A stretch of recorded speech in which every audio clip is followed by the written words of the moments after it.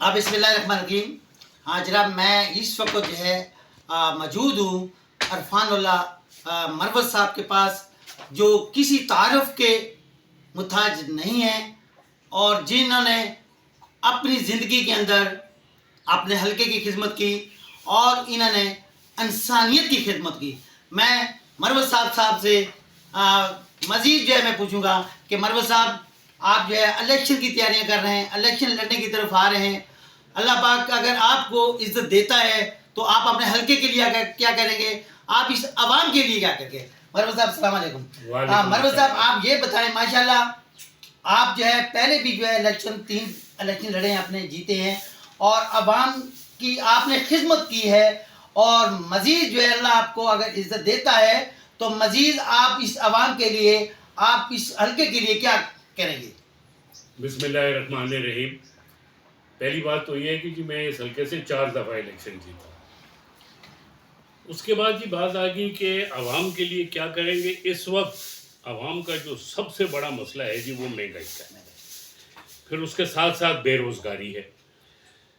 میں نے اپنے پورے سیاسی کیریئر میں 2 چیزوں پہ زور دی ہے: تعلیم پہ، صحت پہ، اور بے روزگاری پہ.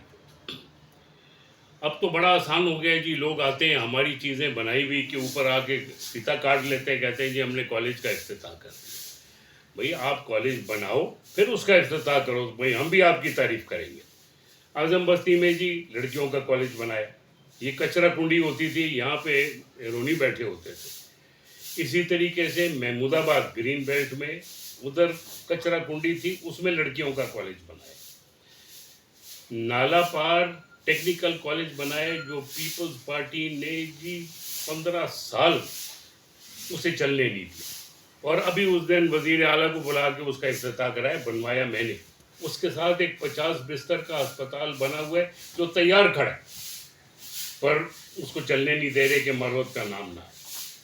اسی طریقے سے جونیجو ٹاؤن میں ہم نے شروع کیا تھا لڑکوں کا کالج. وہ پیپلز پارٹی کی حکومت نے وہ پلاٹ ہی بیچ دیا. اس میں کام ہوا 4 دیواری ہوئی سب کچھ ہوا سرکاری پلاٹ کسی پرائیویٹ پارٹی کو دے دیا، جس پہ اب میں نے جا کے سٹے لیا ہوا. باقی رہ گئی بات کہ ینگ نسل کے لیے میں نے ساری عمر کوشش یہ کی ہے کہ ان کو روزگار کسی نہ کسی طریقے سے لے کے دوں. بیشتر عوام جب بھی میرے پاس ہوم کا محکمہ تھا تو پولیس میں بھرتی کی، جب ہیلتھ کا محکمہ تھا تو ہیلتھ میں بھرتی کی، جب ٹرانسپورٹ کا محکمہ تھا تو اس میں بھرتی کی، جب ایجوکیشن کا محکمہ آیا تو اس میں بھرتیاں کی، جب مائنز اینڈ منرلز کا محکمہ آیا تو اس میں بھرتیاں کی. ہزاروں کے حساب سے بچے ہیں جو اب ماشاءاللہ بڑی بڑی پوسٹوں پہ بھی ہیں، اور اللہ نے موقع دیا تو پھر انشاءاللہ یہی کام کروں گا. کیونکہ میں سمجھتا ہوں کہ یہ مہنگائی کا مقابلہ آدمی بے روزگاری ختم کرنے سے ہی کر سکتا ہے. اگر ایک گھر میں تنخواہ آئے، کوئی 1 سے زیادہ تنخواہ آئے تو وہاں پہ گزر سفر ہو سکتا ہے. تو کوشش میری یہ ہوگی انشاءاللہ اللہ نے چاہا کہ بے روزگاری کے کو جس حد تک آدمی ختم کر سکے. اور سب سے بڑی جو مصیبت آج اس حلقے میں ہے وہ ہے کہ یہاں منشیات عام ہو گئی. یہاں پہ آئس بک رہی ہے، ادھر ہیروئن بک رہی ہے.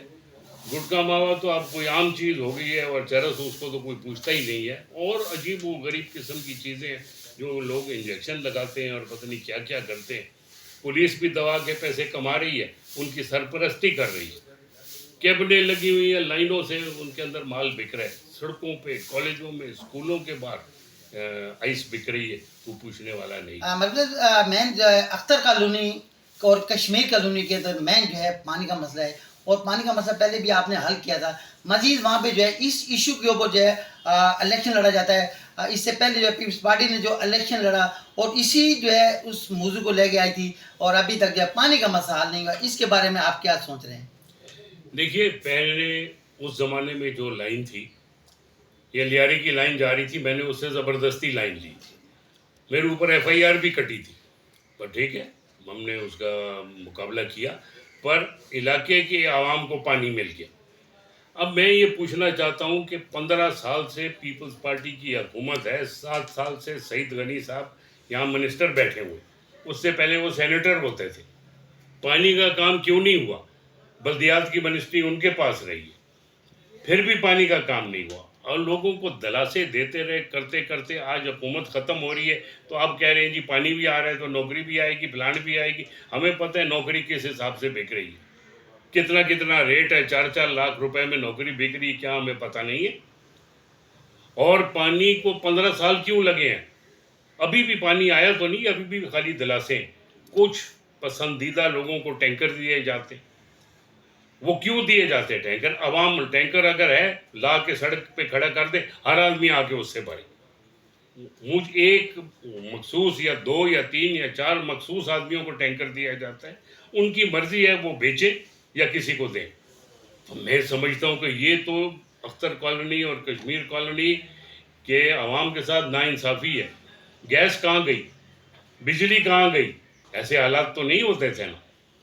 یہ خالی بلڈر مافیا کو لا کے تو کام نہیں چلتا، اور ہر جگہ جو ہے منشیات بیچو، ہر جگہ قبضے کرو، ہر جگہ یہ کرو، اللیگل کام کرو، پر پیسے دیتے جاؤ۔ سارا کام یہ ہے کہ پیسے ادھر دیتے جاؤ، اسی لیے علاقہ تباہ ہو گیا۔ انشاءاللہ یہ پانی بھی آئے گا جی، اگر نیک نیتی سے کام کریں گے۔ یہ جو اتنی بڑی بڑی بلڈنگیں بن گئی ہیں کشمیر کالونی کے ساتھ، وہ کیوں نہیں شور کرتے فلیٹوں والے؟ وہ جو 20 منزل بلڈنگ ہے کہ ہمارے پاس پانی نہیں، پانی ان کو بیچا گیا ہے، ان کو کنیکشن بیچے گئے ہیں، اور کشمیر کالونی اور اختر کالونی کا پانی وہاں چلا گیا۔ اب کہتے ہیں اعظم بستی سے ہم لائیں گے، وہ اعظم بستی میں کون سے دریا بہ رہے؟ اعظم بستی والے بھی پانی کے لیے ترسے ہوئے، تو اعظم بستی سے پانی کہاں ہے؟ یہ ایسی لوگوں کو جی دلاسے دینے کے لیے، سبز باغ دکھانے کے لیے بس۔ اور اگر آج بھی کوئی سبز باغ مانے یا دلاسا مانے تو میں سمجھتا ہوں بہت بڑی بے وقوفی ہوئے گی۔ مہربانی۔ یہ تھے عرفان اللہ مروت صاحب، جو اپنے حلقے کی جو انہوں نے بتایا، جو انہوں نے کیا ہے اور مزید جو کرنے کا ارادہ ہے۔ انشاءاللہ مروت صاحب نے کہا کہ ہم پانی کے لیے بھی کریں گے اور نوجوانوں کو نوکری کے لیے بھی کریں، اور پہلے بھی ہم نے کیا ہے، انشاءاللہ مزید کریں گے۔ میں محمد نذیر عباسی نیوز کے ساتھ کراچی۔ مہربانی۔